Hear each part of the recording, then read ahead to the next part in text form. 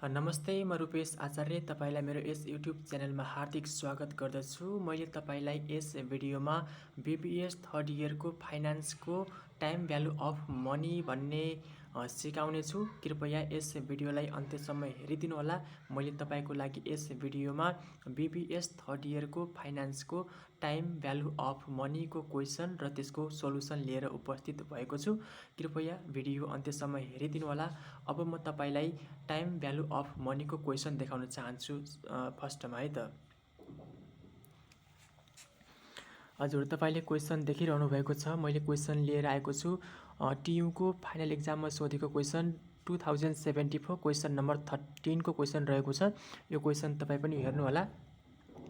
क्वेसनमा भनेको छ the management of Vikas publication decided to buy a printing press by taking a loan of ₹10 lakh for 3 years from Nepal bank limited भनेको छ। The loan bears a compound annual interest rate of 10% दिएको छ and calls for equal annual instalment payment at the end of each year for 3 भनेर हामीलाई यहाँ दिएको छ। त्यसपछि एमा सोधेको छ what is the amount of annual payment, हामीलाई पिएमटी सोधेको छ। अनि बीमा भनेको छ प्रिपेयर लोन अमोर्टिजेसन सेड्युल तयार गर भनेको छ। अनि सीमा सोधेको छ what fraction of payment made in year to represent the principal भनेको छ। यो क्वेसन हामीलाई दिएको छ। अब म तपाईँलाई यो क्वेसन कसरी सोल्युसन गर्ने, यसको यो न्युमेरिकल प्रोब्लम कसरी सल्भ गर्ने भन्ने बारेमा सिकाउने छु। र तपाईँलाई अब म यो क्वेसनको सोल्युसनतर्फ लिएर जाँदैछु। त्योभन्दा पहिले तपाईँले मेरो च्यानललाई अहिलेसम्म पनि सब्सक्राइब गर्नुभएको छैन भने कृपया मेरो यस च्यानललाई अहिले नै सब्सक्राइब गरेर त्यो नजिकै रहेको बेल आइकनलाई पनि प्रेस गरिदिनु होला भन्न चाहन्छु। अब म तपाईँलाई यही क्वेसनको सोल्युसनतर्फ लिएर जाँदैछु है त। हजुर, फर्स्टमा यसरी सोल्युसन भनेर लेखिसके पछाडि फर्स्टमा हामीले गिभनमा के कुरा दिएको छ त्यसलाई हामीले गिभनमा उतार्नु पर्ने हुन्छ। अब यो क्वेसनमा हामीलाई दिएको के कुरा छ गिभनमा भन्दाखेरि लोन अमाउन्ट दिएको छ हामीलाई ₹10 लाख। अनि नम्बर अफ इयर एन हामीलाई दिएको छ 3 इयर्स। त्यसै गरी एन्युअल इन्ट्रेस्ट रेट आई हामीलाई दिएको छ 10%। अनि क्वेसनले एमा सोधेको छ अमाउन्ट अफ एन्युअल पेमेन्ट कति छ, पिएमटी कति छ त्यो निकाल भनेको छ। त्यही भएर वी ह्याभ इन्स्टलमेन्ट अथवा पिएमटी है। यो पिएमटी अथवा इन्स्टलमेन्ट भनेको चाहिँ सेम हुन्छ यो क्वेसनमा। PMT equals to loan amount divide PVIFA I% n year. त्यस पछाडि लोन अमाउन्ट राख्नुहोस् सेकेन्ड स्टेपमा लोन अमाउन्ट कति छ भन्दाखेरि हाम्रो 10 लाख छ हैन। 10 लाख सेकेन्ड स्टेपमा लोन अमाउन्ट 10 लाख छ। त्यस पछाडि डिभाइड पिभिआइएफए 10% 3 इयर्समा हेर्नुहोस्। अब यो तपाईँले पिभिआइएफए 10% 3 इयर कहाँ हेर्ने भन्दाखेरि तपाईँसँग फाइनेन्सियल टेबल होला। यदि फाइनेन्सियल टेबल छैन भने फाइनेन्स बुकको लास्टमा दिएको हुन्छ हामीलाई फाइनेन्सियल टेबल, त्यहाँ हेर्नु होला है त। अब यो मैले हेर्दाखेरि मैले चाहिँ भेटाएको कति भन्दाखेरि पिभिआइएफए 10% 3 इयरमा मैले यसको भ्याल्यु भेटाएको छु 2.4869। यसरी 10 लाख डिभाइड 2.4869 गर्नुभयो भने यसको आउनेछ 4,02,107.04।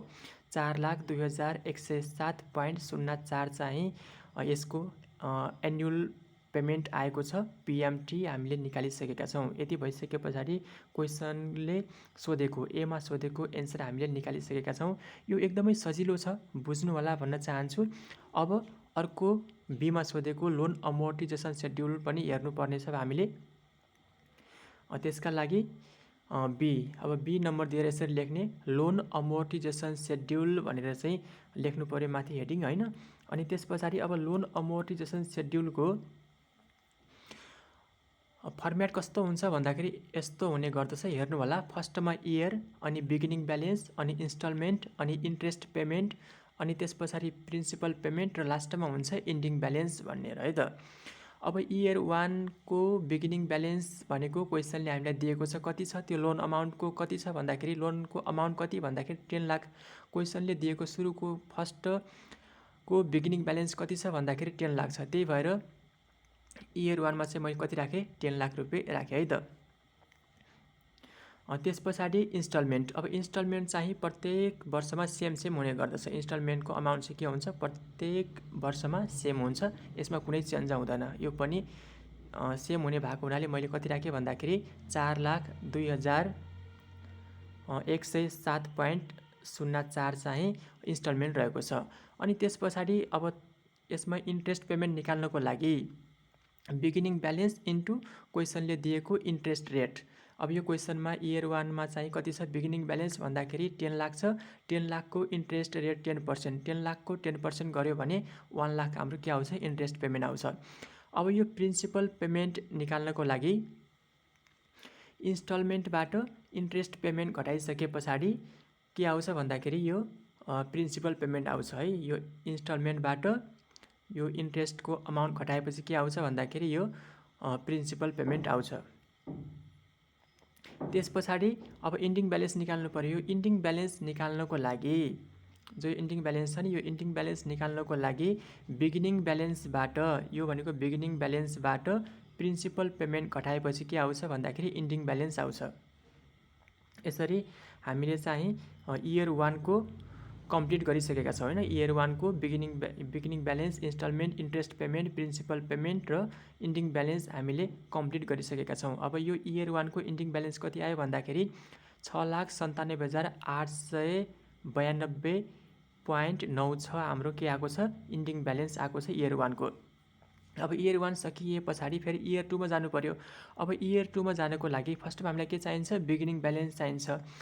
अब त्यो बिगिनिङ ब्यालेन्स भनेको है त, त्यो बिगिनिङ ब्यालेन्स भनेको इयर 1 को इन्डिङ ब्यालेन्स इयर 2 को लागि के हुन्छ बिगिनिङ ब्यालेन्स हुन्छ है। इयर 1 को इन्डिङ ब्यालेन्स इयर 2 को लागि के हुन्छ भन्दाखेरि बिगिनिङ ब्यालेन्स हुन्छ। त्यही भएर इयर 2 को बिगिनिङ ब्यालेन्स कति रहेको छ भन्दाखेरि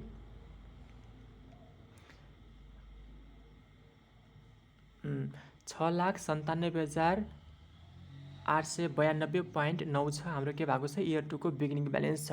त्यसपछि इन्स्टलमेन्ट प्रत्येक वर्ष सेम हुन्छ 4,02,107.04 छ।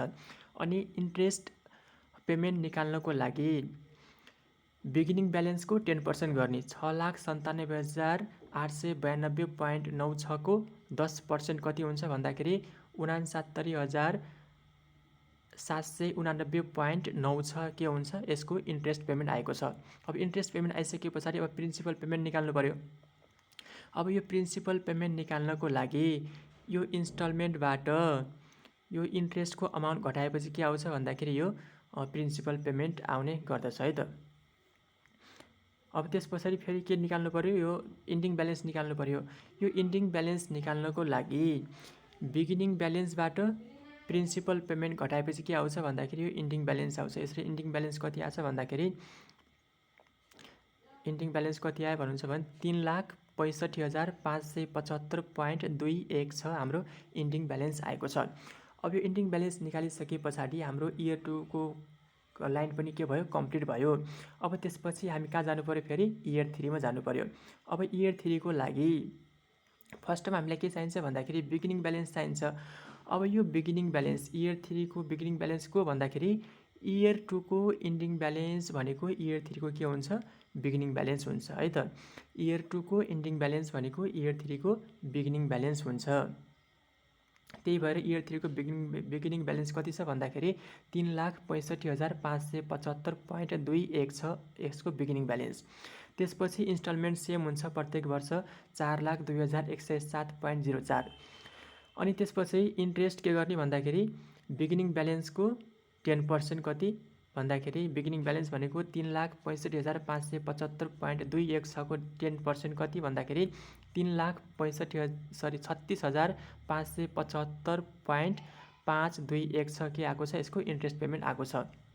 अनि प्रिन्सिपल पेमेन्ट निकाल्नको लागि के गर्ने भन्दाखेरि बिगिनिङ ब्यालेन्सबाट यो इन्ट्रेस्ट यो चाहिँ प्रिन्सिपल पेमेन्ट निकाल्नको लागि के गर्ने भन्दाखेरि इन्स्टलमेन्टबाट यो इन्ट्रेस्टको अमाउन्ट घटाएपछि के आउँछ भन्दाखेरि यो प्रिन्सिपल पेमेन्ट आउँछ है त।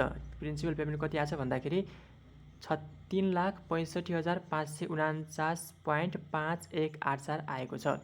अब यति आइसके पछाडि अब फेरि इन्डिङ ब्यालेन्स निकाल्नु पर्यो। इन्डिङ ब्यालेन्स निकाल्नको लागि बिगिनिङ ब्यालेन्सबाट प्रिन्सिपल पेमेन्ट घटाएपछि के आउँछ हाम्रो इन्डिङ ब्यालेन्स आउँछ हैन। इन्डिङ ब्यालेन्स आउँछ। यो मैले बुझाउनको लागि यहाँनिर तपाईलाई यसरी सेम प्रोसेस मैले अपनाएको छु। तर यसरी सेम प्रोसेस अपनाउन अलिकति सुइटेबल नहोला हैन। त्यसका लागि के गर्नुपर्छ भन्दाखेरि एउटा कुरा तपाईलाई म बुझाउन चाहन्छु। इन्डिङ इयरको हैन एकैछिन यहाँनिर बुझ्नु होला है त। इन्डिङ इयरको इन्डिङ ब्यालेन्स जहिले पनि 0 आउनुपर्छ। बुझ्नु भएको छ नि हैन। इन्डिङ इयर भनेको यो क्वेसनमा 3 इयर्स छ। अब यो 3 इयर्सको इन्डिङ ब्यालेन्स जहिले पनि के आउनुपर्छ भन्दाखेरि 0 आउनुपर्छ। तर यो क्वेसनमा 0 मैले निकालेको छैन तपाईलाई बुझाउनको लागि है त। 0 आउनुपर्छ तर मैले चाहिँ 0 निकालेको छैन तपाईलाई बुझाउनको लागि। बाँकी सेम प्रोसेस हो। इन्डिङ ब्यालेन्समा मात्र अलिकति ख्याल गर्नु होला। 0 आएछ भने ठिकै छ हैन, सेम प्रोसेस नै हुन्छ। तर कहिलेकाहीँ चाहिँ 0 नआउन सक्छ। यो पोइन्टको कारणले गर्दाखेरि चाहिँ अलिकति 0 ननिस्कन सक्छ हैन। जस्तो यहाँनिर 25.697 बचेको छ नि, यसरी बच्न सक्छ यो पोइन्टको कारणले गर्दाखेरि। त्यही भएर इन्डिङ इयरको केसमा है त, इन्डिङ इयरको केसमा के गर्ने भन्दाखेरि इन्डिङ इयरभन्दा अगाडिका इयरहरुमा त सेम प्रोसेस मैले जसरी अगाडि माथि 1 2 सिकाए सेम त्यसै गरी गर्नुपर्छ हैन।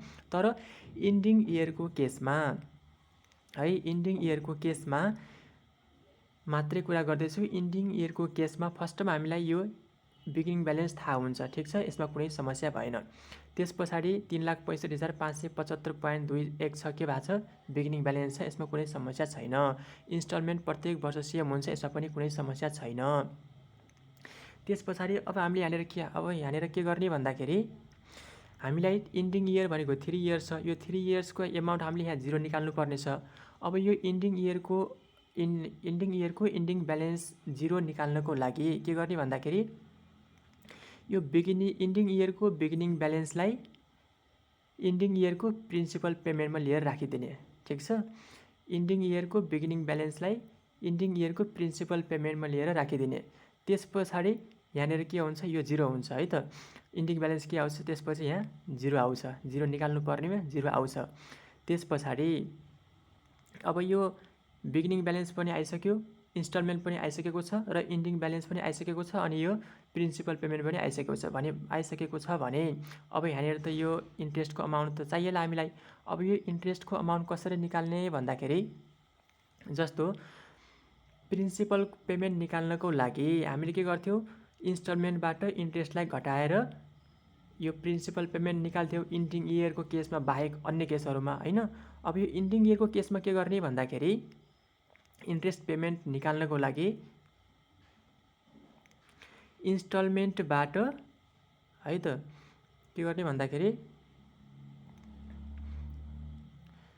इन्डिङ इयरको केसमा हैन यो इन्ट्रेस्ट पेमेन्ट निकाल्नको लागि के गर्ने भन्दाखेरि इन्स्टलमेन्टबाट प्रिन्सिपल पेमेन्टलाई के गर्ने घटाइदिने।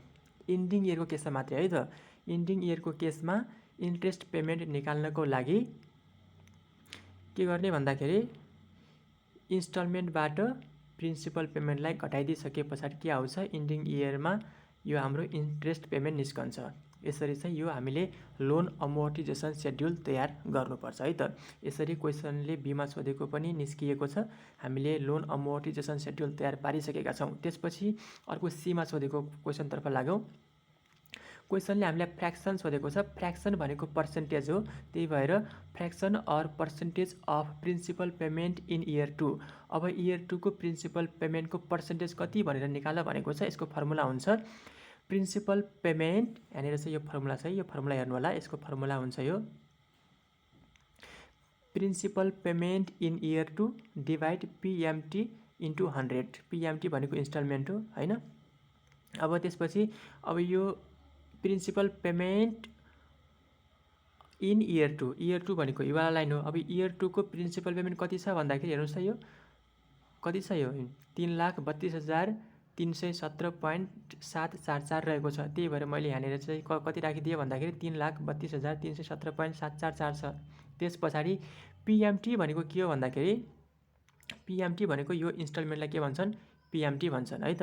त्यही भएर यसको अमाउन्ट कति छ भन्दाखेरि 4,02,107.04। यसलाई इन्टु 100 यसलाई क्यालकुलेसन गर्नुभयो भने यसको एन्सर आउनेछ कति भन्दाखेरि 82.64 82.64% हाम्रो प्रिन्सिपल पेमेन्ट इन इयर 2 को पर्सेन्टेज आएको छ। साथीहरू यति हामीलाई क्वेसनले सोधेको थियो होइन। हामीले चाहिँ यो पुरा सल्भ गरिसकेका छौँ। तपाईँले बुझ्नुभयो कि बुझ्नु भएन, बुझ्नु भएको छैन भने कमेन्ट गर्नुहोला, म कमेन्टमा पनि तपाईँको कमेन्ट पढ्नेछु। र तपाईँ फेसबुक चलाउनुहुन्छ भने चाहिँ तपाईँ मलाई फेसबुकमा पनि कन्ट्याक्ट गर्न सक्नुहुन्छ। मेरो फेसबुक पेज रहेको छ। फेसबुकको सर्च बारमा गएर IAMRUPESHACHARYA IAM रुपेश आचार्य सर्च गर्नुहोला। तपाईँ डाइरेक्टली मेरो फेसबुक पेजमा जानुहुनेछ। मेरो पेजलाई लाइक गर्नुहोला। त्यस पछाडि आफ्नो क्वेसन त्यहाँ म्यासेज गर्नुहोला। म त्यहाँ पनि तपाईँको क्वेसन हेर्नेछु र त्यसको रिप्लाई दिनेछु है त। साथीहरू अहिलेको लागि यति नै। भिडियो हेर्नुभयो यसका लागि तपाईँलाई धेरै धेरै धन्यवाद। यो भिडियो बुझ्नु भएको छैन भने अझै 2-3 पटक कन्टिन्यू हेर्नुहोला र बुझ्नु भएको छ भने आफ्नो साथीहरूलाई पनि सेयर गरिदिनु होला। र तपाईँले मेरो यस च्यानललाई अहिलेसम्म पनि सब्सक्राइब गर्नुभएको छैन भने कृपया यस च्यानललाई अहिले नै सब्सक्राइब गरेर त्यो नजिकै रहेको बेल आइकनलाई पनि प्रेस गरिदिनु होला भन्दै अहिलेको लागि यस भिडियोबाट बिदा हुन चाहन्छु। हवस् त, नमस्कार। तपाईँको दिन शुभ रहोस्।